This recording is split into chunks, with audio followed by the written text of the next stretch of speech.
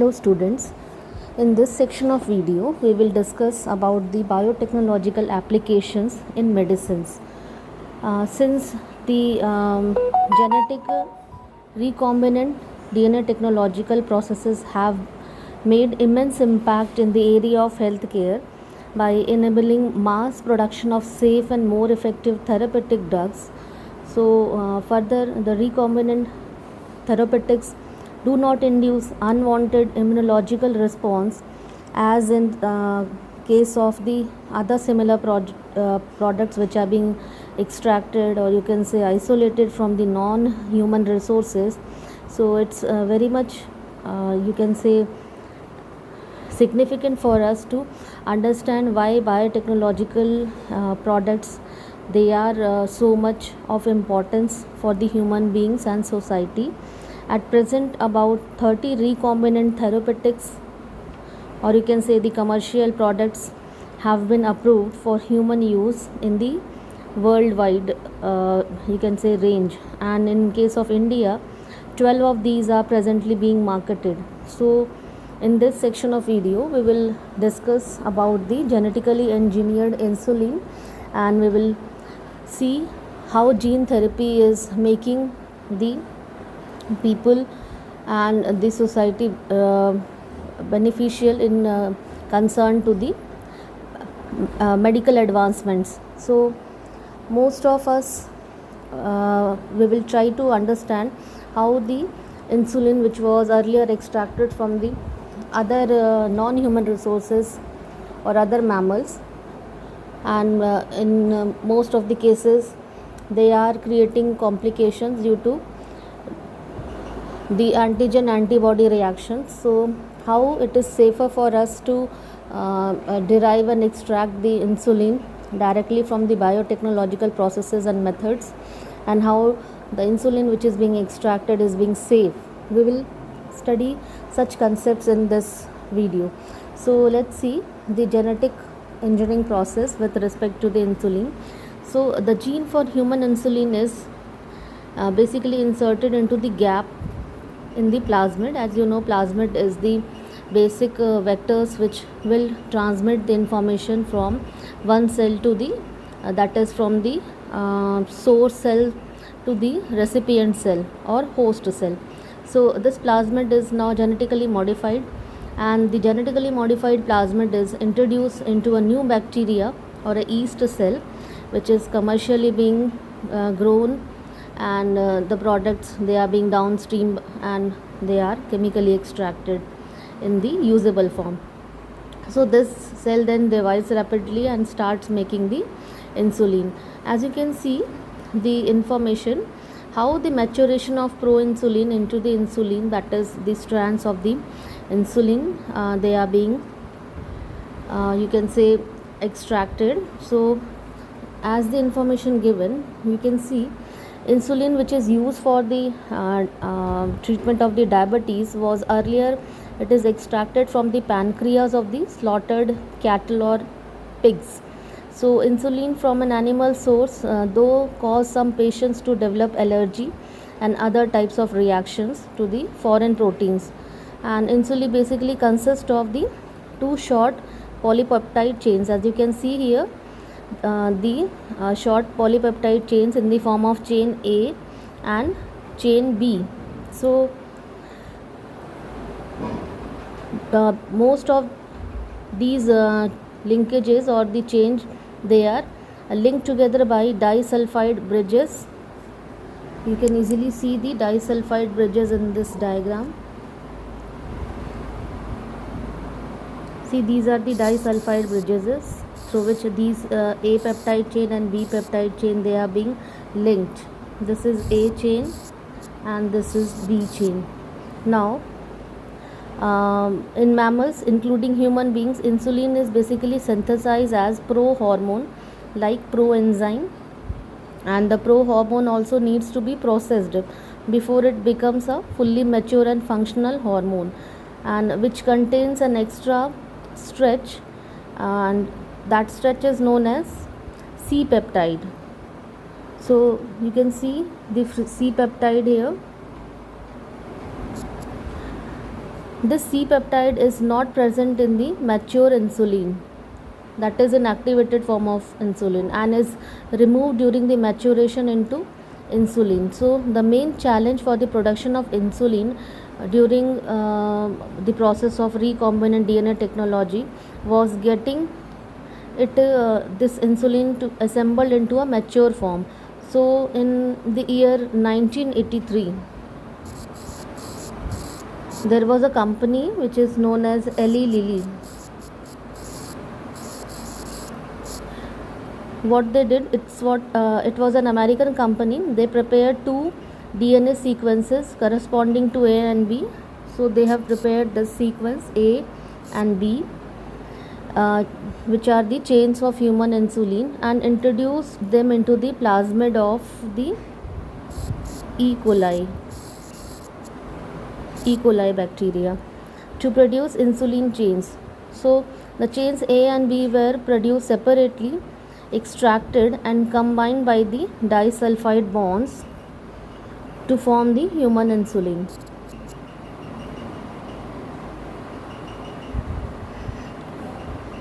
So how humulin is made? Basically, humulin is the human made insulin.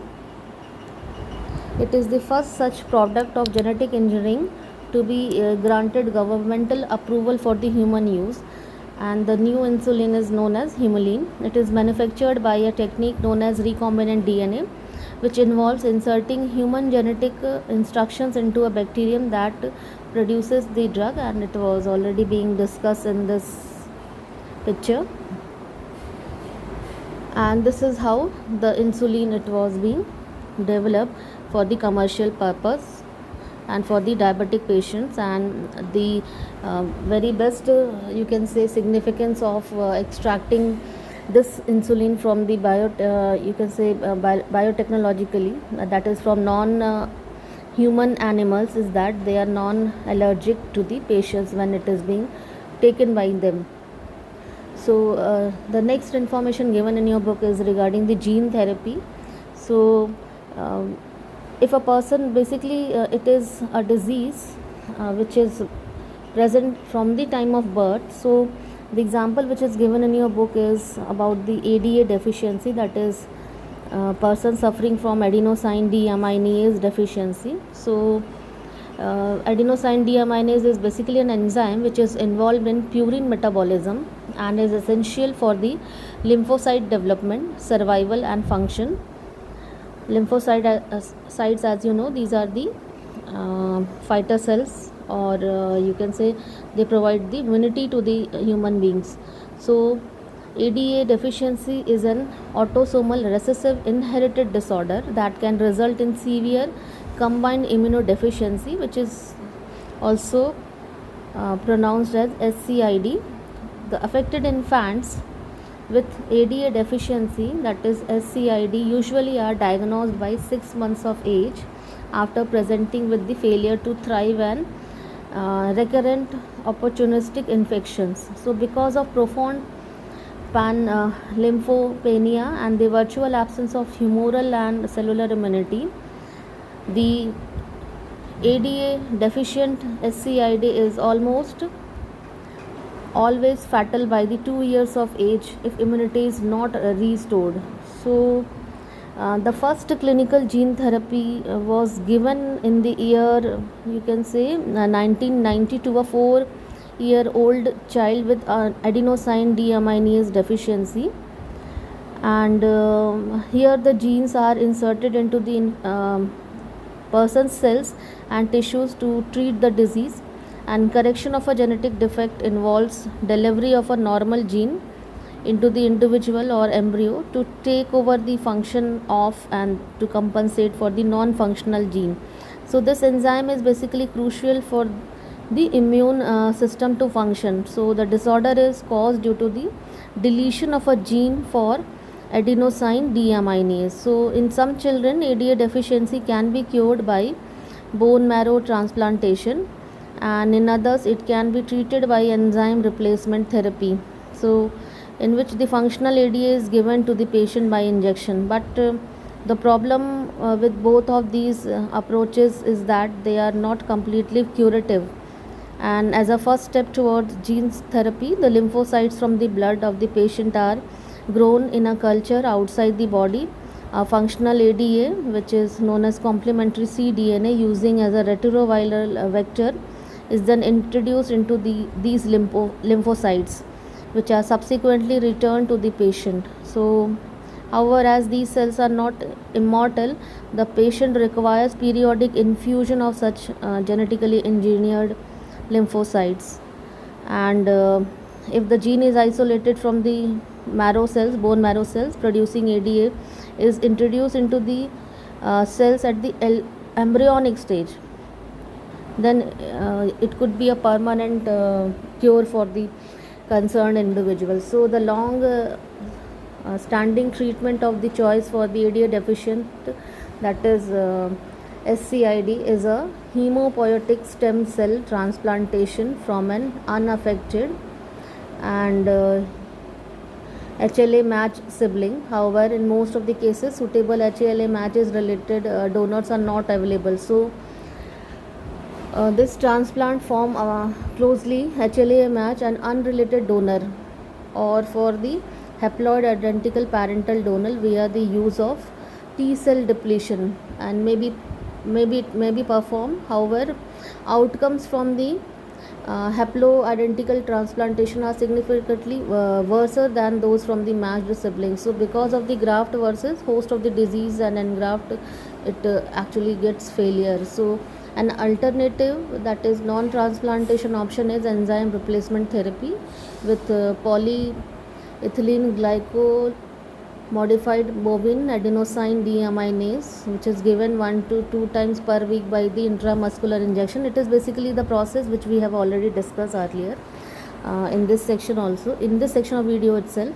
So since this therapy becomes available in the late 80s, more than 150 patients have been treated worldwide, and this you can say the enzyme replacement therapy, that is ERT, is life sustaining and can restore protective immune system. So because of the limitations of these conventional therapies, gene correction of autologous that HSCs have been explored as a potentially curative treatment for the adenosine deaminase deficiency, that is SCID, and the use of patient's own humoral you can say bypasses by the need of a donor and immunological problem associated with the allogenic transplantation.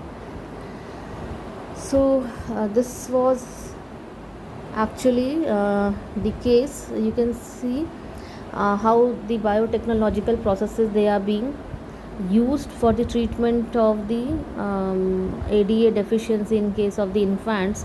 So bacterium carrying the plasmid with cloned normal human ADA gene is being inserted, and genetically disabled retroviruses, they are being used, and cloned ADA gene is incorporated into the viruses.